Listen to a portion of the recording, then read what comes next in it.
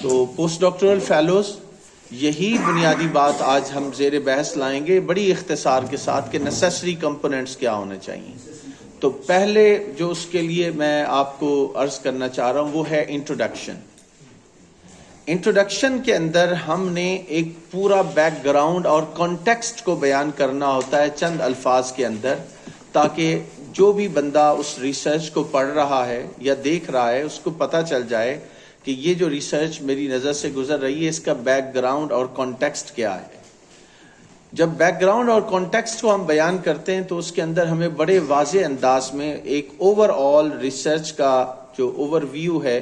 اس کو بیان کرنا ہوتا ہے، اس کی اہمیت کو اجاگر کرنا ہوتا ہے، اور وہ کتنا ہمارے اس فیلڈ سے ریلیونٹ ہے، اس کی ریلیونس کو ہم نے ثابت کرنا ہوتا ہے چند الفاظ کے ذریعے سے. تو یہ انٹروڈکشن کا پہلا پیراگراف یا پہلے ایک دو پیراگراف کے اندر اس چیز پہ فوکس ہونا چاہیے. Back ground and the context of the research, over all research topic جو ہے وہ کیا ہے، اس کی سگنیفیکنس کیا ہے، اور اس کی فیلڈ سے ریلیونس کیا ہے. یہ ایک یارڈ سٹک ہے، اس پہ آپ نے اپنے انٹروڈکشن کو دوبارہ پڑھنا ہے اور اس کے بعد آپ اس کا ایک جائزہ لے سکیں گے.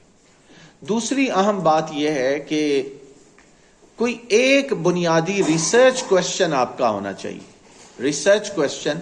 اور ریسرچ کوشچن وہ ہوتا ہے جس کا علمی دنیا میں پہلے جواب موجود نہ ہو. یعنی سوال تو ہم بہت سے کر سکتے ہیں، لیکن اہم بات یہ ہے کہ ریسرچ کوشچن ایسا بنایا جائے جس کا جواب علمی دنیا میں معلوم حلقوں میں، اور میں تو اس سے آگے کی بات کروں گا کہ آپ کا جو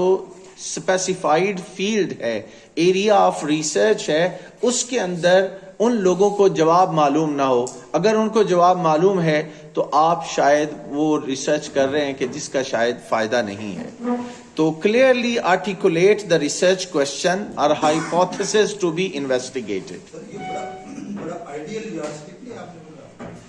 میں عرض کر رہا ہوں نا کہ آئیڈیل تو ہے. تو ریسرچر، میں نے عرض کیا کہ مجتہد کی حیثیت جو ایک ریسرچر ہوتا ہے، اور خاص کر کے پوسٹ ڈاک پہ، تو میں سمجھتا ہوں کہ اس کا ایک اجتہادی کام ہے. یہ ایک اجتہادی نوعیت کا کام ہے کہ آپ نے جس پہ پہلے کوئی چیز آپ کو مل نہیں رہی، آپ نے وہ تلاش کرنی ہے اور اس مسئلے کا حل پیش کرنا ہے جو پہلے نہیں ہے. تو یہ میں عرض کروں گا کہ ریسرچ کوشچن کے اندر آپ نے کلیئرلی آرٹیکولیٹ کرنا ہے اپنا ریسرچ کوشچن، یا جو آپ کا ہائپوتھیسز ہے اس کو آپ کیسے انویسٹیگیٹ کریں گے. آپ کا جو ہائپوتھیسز ہے، مفروضہ ہے، اس کو آپ نے انویسٹیگیٹ کرنا ہے. کیا آپ نے جو پرپوزل جمع کرائی ہے اس کے اندر یہ چیز موجود ہے یا نہیں، آپ خود اس کو بہتر طریقے سے جج کر سکتے ہیں. جہاں تک ایک اور پہلو ہے وہ میں سمجھتا ہوں کہ آپ کی اس ریسرچ کے مقاصد آپ کے سامنے بڑے واضح ہونے چاہیے کہ what are the objectives of my research. میں جو ریسرچ کرنے جا رہا ہوں اس کے اندر وہ اسپیسیفک آبجیکٹیو میں نے بیان کیے ہیں یا نہیں کیے. ایک اور چیز جو ہماری توجہ چاہتی ہے اور جس پہ ایک چیز سننے میں بھی آتی ہے، اور میرا خیال ہے کہ یہ ہم سب دوستوں کو احساس کرنا چاہیے اور اپنے طلباء کو بھی گائیڈ کرنا چاہیے کہ جب یہ بات آتی ہے کہ میں اس موضوع پہ کام کرنا چاہ رہا ہوں اور اس موضوع پہ ہونے والے کام کو گہری نظر سے ہم نے دیکھا نہیں ہوتا، یعنی ایسے بیٹھے خیال آیا کہ یہ موضوع چل رہا ہے، تو ہونا کیا چاہیے کہ اچھی بات ہے آپ کے ذہن میں خیال آیا کہ میں نے اس موضوع پہ کام کرنا ہے. تو پہلی ہماری ذمہ داری بنتی ہے کہ جو ایگزسٹنگ لٹریچر اس موضوع سے متعلق ہے، ڈیجیٹل سورسز کے اندر، لائبریریز کے اندر، آپ کی ایکسیس کے اندر جتنا کچھ بھی ہے، آپ اس کو کم از کم ایک اس کو گو تھرو کر لیں. سارا آپ پڑھ نہیں سکتے تو آپ کم از کم ان کی findings, outline, research questions, outcome اس ریسرچ کا کیا ہے وہ ہم جان لیں، تاکہ ہمیں اندازہ ہو کہ کہیں جو کام ہم کرنے والے ہیں، کیونکہ بہت سے دماغ سوچتے ہیں اور کئی جگہوں پہ سوچ ایک جیسی بھی ہوتی ہے، تو کہیں وہی کام جو پہلے کئی بندے کر چکے ہیں ہم وہی کام تو نہیں کر رہے. تو اس پہ اسپیشل توجہ دینے کی ضرورت ہے کہ ہمارا جو لٹریچر ریویو ہے وہ ایگزسٹنگ ریسرچ کا ہم نے ایک کمپریہنسو ریویو دینا ہے، اور پھر یہ ہے کہ اس ریسرچ ٹاپک کو آپ نے جسٹیفائی کرنا ہے جو آپ کرنے جا رہے ہیں کہ یہ دوسرے سے مختلف کیا ہے. یہ جو comprehensive review of the existing literature ہے، یہ ایلیمنٹ ہماری ریسرچ کے اندر کتنا ہے؟ یعنی بریفلی آپ بیان کریں گے اور اشارے کریں گے، مطلب یہ کہ اچھا ایک چیز خاص کر کے آپ ماشاءاللہ آپ تو سینئر لیول پہ ہیں، لیکن ہمیں جو طلبہ طالبات کے لٹریچر میں ملتے ہیں تو ان کے ہاں کیا ملتا ہے کہ ریویو آف لٹریچر میں وہ ایک لمبی فہرست دے دیتے ہیں کہ یہ کام ہوا ہے، یہ کام ہوا ہے، یہ کام ہوا ہے. تو یہ نہیں ہے، یعنی یہ ریویو آف لٹریچر نہیں ہے. ریویو آف لٹریچر یہ ہے کہ آپ نے جو فائنڈنگز آؤٹ کمز پہلے آئی ہیں اس کو زیر بحث لانا ہے کہ یہ اس پہلو سے ہوا ہے، یا تو آپ اس کا کریٹیکل ریویو لکھیں گے کہ یہ کسی نے اوپینین دی ہے اور ان شواہد کی بنیاد پہ میری رائے اس سے مختلف ہے، یا تو آپ یہ کام کریں گے، یا پھر آپ وہ گیپ تلاش کریں گے کہ جناب اس پہلو کے حوالے سے تو انہوں نے کام کیا ہے لیکن یہ پہلو کو اس انداز میں دیکھنے کی ضرورت تھی، وہ نہیں دیکھا گیا جس کو میں پہلی دفعہ کر رہا ہوں میرے مطالعہ کے مطابق. لیکن یہ بات صرف بیٹھے ہوئے ہم نہیں کر سکتے کہ یہ نہیں ہوا. اس کے لیے کم از کم ہم کچھ عرصہ، کوئی ہفتہ، 10 دن، 15 دن، 20 دن کی ایک مشقت کر کے اس پہ موضوع کے اوپر وہ ساری چیزیں پڑھ کے، دیکھ کے، سکپنگ کر کے، مطلب یہ ہے کہ آپ ہر چیز پڑھنی نہیں ہوتی، جب آپ اس کو دیکھ رہے ہوتے ہیں تو بعد اوقات آپ کو اندازہ ہو جاتا ہے کہ آپ لوگ کیا کر رہے ہیں. تو یہ چیز میں چاہتا ہوں کہ ذرا اس کے حوالے سے بھی ہم اپنی ریسرچ کو دیکھ لیں. بہت سے دوستوں کے کام میں یہ چیزیں موجود ہیں، لیکن جہاں موجود نہیں ہے یا کوئی ایک ایلیمنٹ ہو سکتا ہے کہ آپ کی ریسرچ کے اندر یہ سارے ایلیمنٹ ہوں، لیکن جو مسنگ ہے کوشش کریں کہ وہ اس کے اندر آپ انکارپوریٹ کر سکیں. اچھا، اب یہ جو بڑی اہم چیز ہے، اس کے آگے میں یہ بات کروں گا، وہ ہے theoretical frame work of the research, کہ آپ کی ریسرچ کا تھیوریٹیکل فریم ورک کیا ہے. آپ نے آؤٹ لائن کرنا ہے تھیوریٹیکل فریم ورک کو، that will guide the research. جب تک آپ کی ریسرچ کا تھیوریٹیکل فریم ورک نہیں ہے، آپ کی ریسرچ کے لیے آپ کے سامنے لاہ عمل کیا ہے، لائن آف ایکشن کیا ہے، وہ آپ پہ واضح ہی نہیں ہوگی. تو اس چیز کو بھی ہم ذرا پیش نظر رکھیں کہ تھیوریٹیکل فریم ورک، اب ان میں سے ہر پہ بڑی تفصیل سے بات ہو سکتی ہے کیونکہ آپ سب اصحاب علم و دانش ہیں، میں اس کی تفصیل میں نہیں جا رہا، صرف اشارے کر رہا ہوں کہ ہم نے ان پوائنٹس کو ذرا دیکھ لیں کہ ہماری ریسرچ کے اندر وہ موجود ہیں یا نہیں. پھر یہ پہلو بھی ذرا دیکھنے والی اہم چیز ہے کہ میتھڈالوجی، یعنی ہمارا جو منہج تحقیق ہے وہ کون سا ہے، اور میتھڈالوجی کے حوالے سے بہت کنفیوژن پائی جاتی ہے. یعنی جب ہم منہج کو ڈسکس کرتے ہیں یا میتھڈالوجی پہ بات کر رہے ہوتے ہیں تو اس کے اندر میں سمجھتا ہوں کہ ایک بڑا اہم پہلو ہے، وہ ہے ریسرچ ڈیزائن، کہ describe the research design including your approach, your method and your procedure. These three words are very important while looking the research design of your research. Yani describe the research design including your approach, your methods and your procedure which you have opted in your research. تو اس پہلو کو بھی ذرا دیکھنے کی ضرورت ہے. اچھا، پھر یہ بھی اس کو اگر آپ مختصر سا بیان کر دیں کہ ڈیٹا کلیکشن میتھڈز کیا ہیں آپ کی، یعنی what are your data collection methods. اس کے اندر آپ نے اس چیز پہ زور دینا ہے کہ آپ کا جو ڈیٹا کلیکشن میتھڈ ہے اس کے اندر سرویز ہیں، اس کے اندر انٹرویوز ہیں، اس کے اندر یور پرسنل آبزرویشن ہے یا لوگوں کی آبزرویشن ہے، اور آرکائیول ریسرچ کیا ہے اس حوالے سے. یعنی ڈیٹا کلیکشن کے حوالے سے آرکائیول ریسرچ جو ہے اس کا بھی اگر پہلو آ جائے تو یہ کافی مفید ہو جائے گا. جب ڈیٹا انالیسس میتھڈ کی ہم بات کرتے ہیں تو اس کے اندر آپ نے ڈیٹا کو انالائز کرنا ہے، اور اسٹیٹسٹیکل انالیسس اور کوالٹیٹیو انالیسس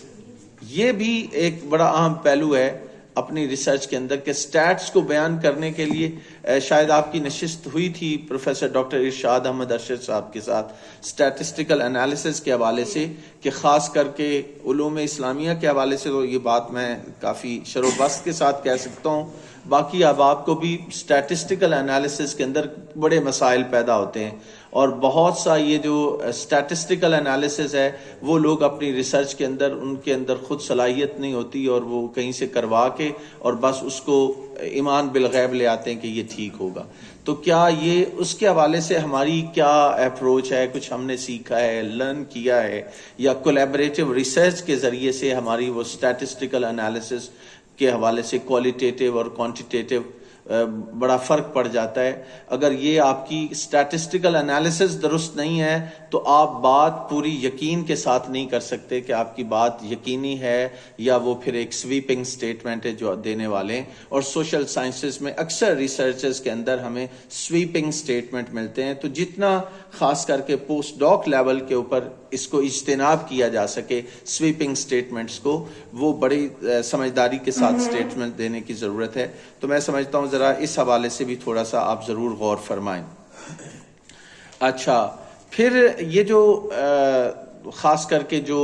سیمپل لیں گے کچھ دوست جو سوشل سائنٹسٹ ہیں، سیمپل سٹریٹجی ہماری کیا ہوگی؟ کچھ آپ پروپوزل کے اندر جن کی اس طرح کی سیمپل سٹڈی ہے تو وہ اپنی سیمپل سٹریٹجی کو ضرور بیان کریں کہ ہماری سٹریٹجی کیا ہوگی، پاپولیشن کون سی ہے، سیمپل سائز ضرور بیان کریں کہ کتنا سیمپل آپ لے رہے ہیں، اور سیمپلنگ ٹیکنیک آپ کی کیا ہے، یعنی سیمپلنگ ٹیکنیک کیا ہے، سیمپل سائز کیا ہے، اور پاپولیشن کون سی ہے جس کو آپ لے رہے ہیں. ان سوالوں کے جواب دیں گے تو ایویلویٹر کو یا آپ کی ریسرچ کو اپروو کرنے میں دوسرے کو آسانی ہوگی. اچھا، ایک پہلو یہ بھی ذرا پیش نظر رکھیے کہ ایکسپیکٹڈ آؤٹ کم کیا ہوگی،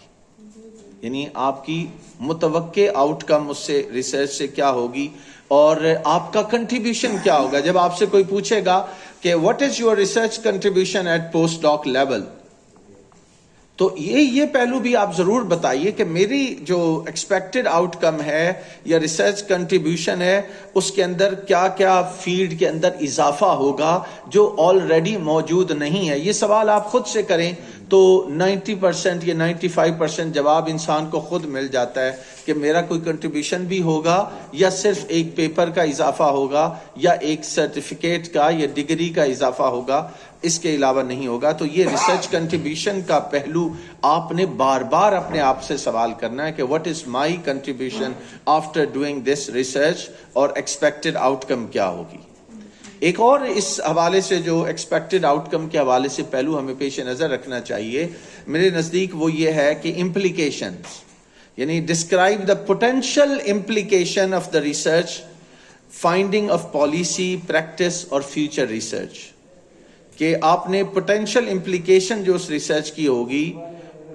پالیسی، پریکٹس اور فیوچر ریسرچ کے حوالے سے اس کو بھی واضح ضرور کریں اگر وہ آپ اس طرح کوئی ریلیونس اس کا بنتا ہے. اچھا، یہ بھی پیش نظر رکھیں کہ بعض اوقات ہم ریسرچ جو ہے اتنی بڑی لے لیتے ہیں کہ 6 مہینے یا 9 مہینے کے اندر آپ اس کو پورا نہ کر پائیں، کبھی آئیڈیل نہ بنے، چھوٹا ٹائم فریم ہے آپ کے پاس تو آپ نے اس کو ڈیلے نہیں کرنا. یعنی پچھلے جو آبزرویشن آتی ہے کہ کچھ لوگ زیادہ تر نے تو مکمل کیا، لیکن بعض لوگ اتنے آئیڈیلسٹک ہو گئے، ان کے ذہن میں جذبہ ایسا تھا کہ ہم ایسا کام کرنا چاہتے ہیں کہ وہ صدیوں یاد رکھا جائے، لیکن وہ ابھی تک کام ہوا ہی نہیں جذبہ. تو آپ نے یہ لمیٹیشن کا اور ٹائم لائن کا ضرور خیال رکھنا ہے کہ وہ آپ کی کیا چیزیں ہیں. ٹائم لائن کے حوالے سے آپ نے بتانا ہے کہ کتنا آپ کا ٹائم ہے، شروع کب کر رہے ہیں اور آخری ڈیٹ کیا ہے. تو آخری ڈیٹ اور شروع کی ڈیٹ میں بتا دیتا ہوں. جنہوں نے کام کر لیا ہے ویل اینڈ گڈ، نہیں تو آج سمجھیں کہ آج آپ کا شروع کا دن ہے اور 4 مہینے کے بعد آپ کے پہلے ڈرافٹ کا آخری دن ہے. 4 مہینے آپ کے پاس، ٹھیک ہے. تو 4 مہینے کے اندر آپ نے اس کو مکمل کرنا ہے. جتنی ہمت مار سکتے ہیں، جتنا کام بہتر کر سکتے ہیں کر لیں. اس سے زیادہ جون تک آپ 4 مہینے رکھ لیں رفلی. اب میں ایگزیکٹ ڈیٹ بھی ہم آپ کو بتا دیں گے، لیکن اس وقت صرف میں آپ کو 4 مہینے بتا رہا ہوں. 4 مہینے کے اندر، یعنی جب اگلی ورک شاپ کے لیے آپ آئیں گے تو کم از کم آپ مجھے بتا سکیں، ہمیں بتا سکیں گے کہ یہ میری ریسرچ کا فرسٹ ڈرافٹ ہے. ظاہر ہے اس کی نوک پلک سنورتی رہے گی، لیکن یہ ٹائم لائن آپ ضرور ذہن نشین رکھیں کہ اس کو آپ نے پیش نظر رکھنا ہے. اور جی ہاں جی جی جی بالکل. اچھا سر ایک دوسری بات کہ آرٹیکل لکھنا ہے 8-10 پیجز کا یا ایک تھوڑا سا تھیسس بھی آپ کے پاس جمع کرانا ہوگا 30-40 آپ نے ہمارے پاس ہمارا ریسرچ پروجیکٹ جب آرٹیکل شائع کروانا الگ کام ہے اور ہمارے پاس جو آپ اپنا پوسٹ ڈاک کا ریسرچ پروجیکٹ جمع کرائیں گے وہ الگ چیز ہے اور وہ 5-10 صفحے کا نہیں ہوگا. تھوڑا سا اس کو بڑھا لیں, میری گزارش ہوگی کہ وہ اتنا کم نہیں ہوگا, وہ آپ کا ایک پورا پروجیکٹ. جی جی جو ہم نے آرٹیکل لکھنا ہے وہ کوئی بھی ٹاپک ہو سکتا ہے ریسرچ کے علاوہ, وہ اور بھی ہو سکتا ہے لیکن پریفریبلی کوشش کریں کہ وہ آپ کی ریسرچ کا کوئی حصہ ہو. دیٹ از ونڈرفل, کیونکہ آپ نے اس کے اندر لکھنا ہے کہ ایز اے پوسٹ ڈاک fellow of Islamic research institute, تو کوشش یہ کریں کہ آپ کا کوئی اور آرٹیکل سرٹیفکیٹ کے حصول کے لیے تو شاید ایکسیپٹ ہو جائے, لیکن آپ کی جو پوسٹ ڈاکٹورل ریسرچ ہے اس کو ایز اے پوسٹ ڈاک فیلو آپ نے شائع کرنا ہے. لوگوں کو بھی تو آپ بتا سکیں, جب آپ کہیں گے کہ میں پوسٹ ڈاکٹریٹ ہوں تو وہ آپ سے پوچھیں گے حضرت آپ نے پوسٹ ڈاک پہ کون سا کام کیا ہے, تو آپ بتا سکیں کہ یہ کام میں نے کیا ہے جو آلریڈی پبلشڈ ہے, اس کی اتنی سائٹیشن ہے, اس کا اتنا امپیکٹ ہے, وغیرہ وغیرہ وغیرہ وغیرہ. تو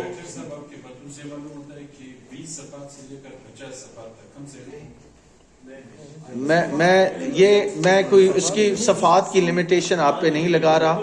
اس کو it is up to you, it is up to you. اچھا let me complete my talk first. کوئی بہت ریلیونٹ کوشچن ہے تو آپ لے لیں, تو میں چاہ رہا ہوں کہ اس کو اب میں ذرا کنکلوڈ کر دوں. بہت سی باتیں ہو گئی ہیں, آخری بات یہ کرتا ہوں کہ اچھا اس کے اندر آپ نے ضرور یعنی جب آپ کنکلوڈ بھی اس کو کر رہے ہیں اپنی ریسرچ کو, تو یہ بتائیں کہ آپ کا یعنی نتیجہ کیا نکلا, ہائی لائٹنگ دا کی آسپیکٹس آف دا پروجیکٹ کیا تھے, فیوچر کے جو اسکالرز ہیں ان کو آپ کیا گائیڈ لائن دے رہے ہیں. آپ کی جو ریسرچ ہے اس کے اندر فیوچر میں تحقیق کرنے والوں کی بھی رہنمائی ہو نا, کہ یہ وہ فیوچر ڈائریکشن ہے, potential future direction for the researchers including the possibilities for collaboration and dissemination, کہ آپ فیوچر کی گائیڈ لائن بھی دیں کہ یہ کام میں نے کیا ہے تو اب اس کو ڈسیمینیٹ کیسے کیا جا سکتا ہے. یہ ایک پہلو اس کے اندر ضرور پیش نظر رکھنے والی ضرورت ہے. میں سمجھتا ہوں کہ یہ وہ چند چیزیں ہیں. پھر یہ کہ آپ اس کے اندر اپینڈکسز کے اندر سپورٹنگ ڈاکومنٹس بھی ضرور لگائیں کہ اس کے اندر جن کو آپ نے یوز کیا ہے تاکہ لوگوں کے لیے اور آسانی ہو جائے. This was the first portion جو ہماری پوسٹ ڈاک کی ریسرچ کے حوالے سے آپ کو پیش نظر رکھنے چاہیے. اور اگر آپ اجازت دیں تو میں 10-15 منٹ میں کہ آپ اپنی ریسرچ کو امپیکٹ فیکٹر جرنل میں کیسے شائع کروا سکتے ہیں, ویری بریفلی میں تھوڑی سی اس پہ بھی بات کر لیتا ہوں, اور پھر انشاءاللہ ہم جو ہے اس کو کنکلوڈ اور آپ کے کوشچن آنسرز اور پھر ہم اگلے سیشن کی طرف موو کر جائیں گے. مائی ڈیئر فیلوز, جب امپیکٹ فیکٹر جرنل میں ریسرچ کے شائع کرنے کا سوال ہے تو اس کے لیے کچھ چیزوں کو بہت زیادہ ذہن میں رکھنے کی ضرورت ہے. میں سمجھتا ہوں ایک تو کیئرفل پلاننگ جب ہم نہیں کرتے تو ہم امپیکٹ فیکٹر جرنلز میں اچھی ریسرچ اپنی شائع نہیں کر سکتے. تو میں سمجھتا ہوں کہ اس کے لیے ہمیں کلیئر اور کیئرفل پلاننگ کی ضرورت ہے. ہماری میتھڈالوجی کے حوالے سے محنت کرنے کی ضرورت ہے, اور effective communication with different research journals of the world, کہ آپ ان کے ساتھ کمیونیکیٹ کیسے کرتے ہیں, آپ کا کتنا رابطہ ہے ان کے ساتھ. جب آپ کرتے ہیں تو پھر آپ کو ان چیزوں کا معلوم ہو جاتا ہے کہ کیسے کن چیزوں کو رکھنا ہے. تو سب سے امپورٹنٹ چیز امپیکٹ فیکٹر جرنل میں اپنی ریسرچ کو شائع کرنے کے لیے میں سمجھتا ہوں پری پبلیکیشن فیز ہے. پری پبلیکیشن فیز کہ اپنی ریسرچ کو شائع کرنے سے پہلے جو کام ضروری ہیں کیا وہ ہم نے کر لیے ہیں, اور اس کے اندر جو چیزیں ضروری ہیں وہ کچھ پہ بات بھی ہو چکی ہے, لیکن میں پھر بھی اس کو ذرا کہتا ہوں کہ آپ نے امپیکٹ فیکٹر جرنل میں شائع کرنا ہے تو کچھ جو پری پبلیکیشن فیز ہے پہلے تو یہ ہے کہ کنڈکٹ تھارو لٹریچر ریویو. یہ بڑی امپورٹنٹ بات ہے. Conduct thorough literature review. Literature review آپ کا جتنا تھارو ہوگا آپ کی ریسرچ کو پبلیکیشن میں اتنی آسانی ہوگی. دوسری بات یہ ہے کہ آپ نے جو ڈیبیٹس چل رہی ہیں اس موضوع پہ کنٹمپریری ڈیبیٹس، کرنٹ ڈیبیٹس، ہم لوگ ماضی میں زیادہ تر چلے جاتے ہیں. تو آپ اگر اپنی ریسرچ کو امپیکٹ فیکٹر جرنل میں شائع کروانا چاہتے ہیں تو کنٹمپریری ڈیبیٹس جو ہیں اس ایریا کے اندر جو چل رہی ہیں اس سے آپ ان پہ لکھیں گے تو آپ کی ریسرچ جلدی شائع ہوگی اور امپیکٹ فیکٹر بھی ہوگا اور لوگ بھی اس کو پھر پڑھیں گے. سائٹیشن بھی ہوگی اگر وہ کنٹمپریری ہے، کرنٹ آپ کی ریسرچ ہے اور کنٹمپریری ایشوز کے اوپر آپ لکھ رہے ہیں تو اس کے لیے آسانی ہو جائے گی. پھر وہی بات ہے کہ آپ نے پھر اسی کے اندر لوگ یہ بھی دیکھتے ہیں کہ آپ نے فارمولیشن اپنے ریسرچ کوشچن کی صحیح طریقے سے کی ہے یا نہیں ہے، آپ فوکسڈ ہیں، اس میں اسپیسیفک ہیں یا نہیں ہیں، اور آپ کی اس کے حوالے سے کیا اسٹریٹجی ہے. اس چیز کو آپ نے ضرور